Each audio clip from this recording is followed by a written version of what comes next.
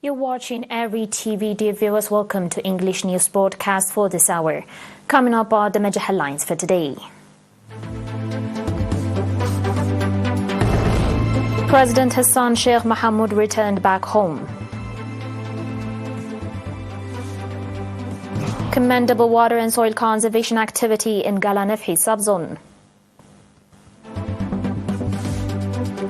Israel and Hamas conflict poses a great danger for the region. And France begins withdrawing its troops from Niger.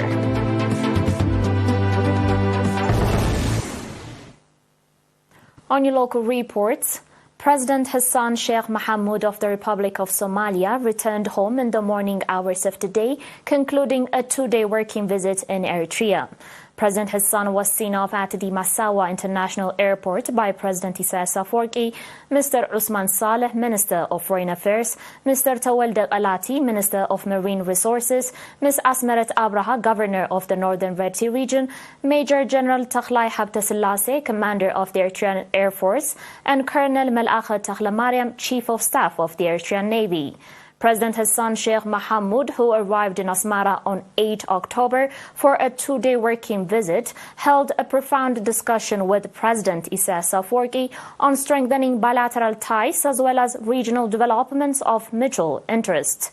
President Hassan also paid a visit on 9 October to contingents of Somali mechanized special naval and Air Force cadets who are undergoing training in Eritrea. The residents of Galanefhi subzone central region have conducted commendable water and soil conservation activity in their area. About 300,000 tree seedlings have been planted by the community, religious institutions, government employees, associations, and members of the defense forces. This is according to Mr. Habtamariam Amenai, head of the agriculture office in the subzone. Mr. Habtamariam continued by stating that several improved seeds are being replicated for distribution to farmers, as well as that a range of crops have been grown on 8,800 hectares of land and vegetables on 450 hectares. The subzone administrator, Mr. Mahari Yohannes, urged farmers to regularly monitor their crops till harvest, pointing out that admirable water and soil conservation action is being carried out in collaboration with the members of the public and the defense forces. According to the document, there are 40 microdams in the Galanefhi subzone, and these dams ensure water supply for both human and livestock consumption, while also making a substantial contribution to the growth of irrigation farming.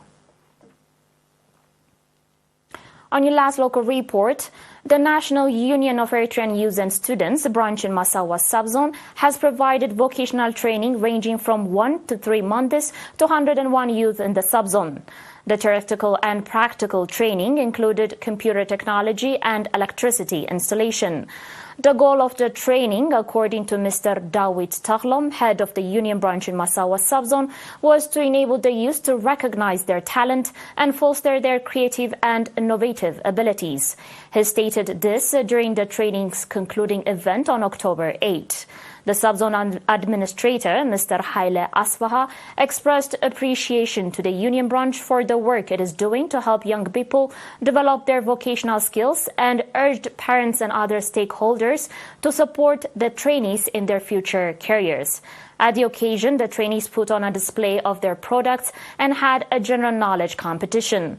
The National Union of Eritrean Youth and Students branch in the subzone reportedly trained 976 youth in the variety of skills during the course of the previous 6 months. Dear viewers, do stay tuned for your international reports and more after the short break.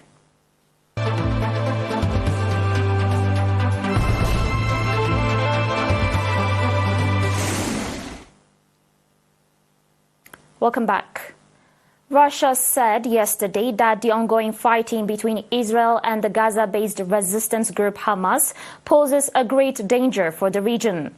Moscow is watching what is going on around Israel and in the Middle East with great concern, Kremlin spokesperson Dmitry Peskov said, warning that the current situation has the potential to spread. Russian President Vladimir Putin's schedule currently does not include contacts with the leaderships in Israel and Palestine, but such contacts can be agreed upon quickly if necessary, the Kremlin spokesman added. Peskov further said that the Russian embassy in Israel has no information yet on any citizens injured in the country, and that the embassy is working to clarify details about the situation.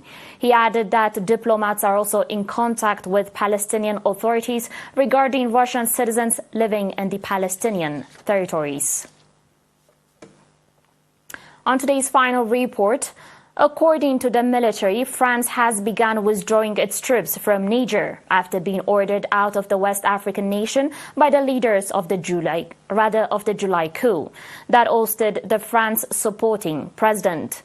The first troops have left, the spokesman of the French Chief of Staff said, confirming an announcement on Monday by Niger's army, which said that 1,400-strong French contingent would begin leaving today under escort from Niger forces. French President Emmanuel Macron agreed to withdraw France's ambassador and troops from Niger after demands from the junta and aimed widespread anti-French sentiment in the former colony.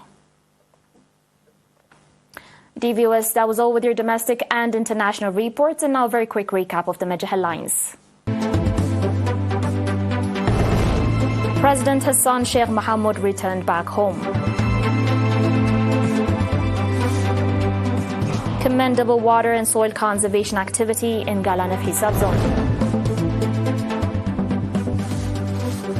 Israel and Hamas conflict poses a great danger for the region. And France begins withdrawing its troops from Niger. Dear viewers, that was it for today. Thanks for watching.